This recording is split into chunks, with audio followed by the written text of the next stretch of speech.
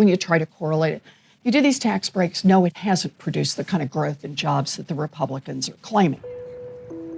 The House of Representatives passed its tax reform bill today, and it immediately hit an embarrassing procedural snag. 3 provisions in the House-passed version violate the special rules that Senate Republicans are using to pass the bill with a simple majority. Removing them will push final approval to Wednesday. Still, American corporations are now all but set to get a massive tax cut. What's less certain is what that means for everyone else. A lot of economists and even some rich guy CEOs, Mike Bloomberg, for example, say the corporate tax cut that passed in the House is not going to lead to more jobs or higher wages. This is a great day for growth, and we're very excited about this moment. Thank you. Personally, I've never created a job. I've never given anyone a raise. So I figured I'd ask an actual rich guy, former CEO, whether those economists are right or wrong.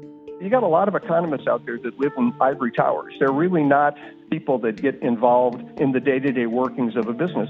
I started scooping ice cream at Baskin-Robbins and worked my way up to be the CEO of an international corporation. You know, you get a little bit better sense, I think, for how things work when you come up that way than you do reading a book in the faculty lounge. Andrew Puzder was President Trump's first pick for labor secretary before he withdrew his nomination. Before that, he was a fast food baron, CEO of the company that owns Hardee's and Carl's Jr. Puzder says the tax bill isn't perfect, but it's pretty darn good. And he says wages are going to rise very quickly. With these projections on where economic growth is going in the fourth quarter, and there's a lot of data to support the optimism, I think we're going to see it very, very quickly. Certainly, we should be seeing increased wages by second quarter of next year. As people re-enter the labor force, then you're really going to see those wage numbers accelerate. That's an unusually bold, concrete prediction. In April of 2018, your wages are going up. Is it believable?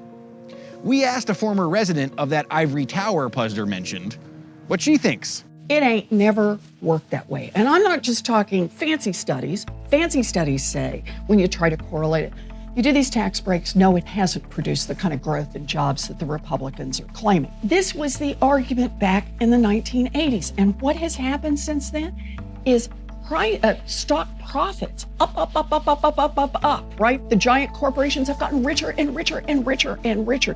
And what's happened to wages in that period of time? Flat as a pancake. These CEOs have already told us what they're going to do with the money.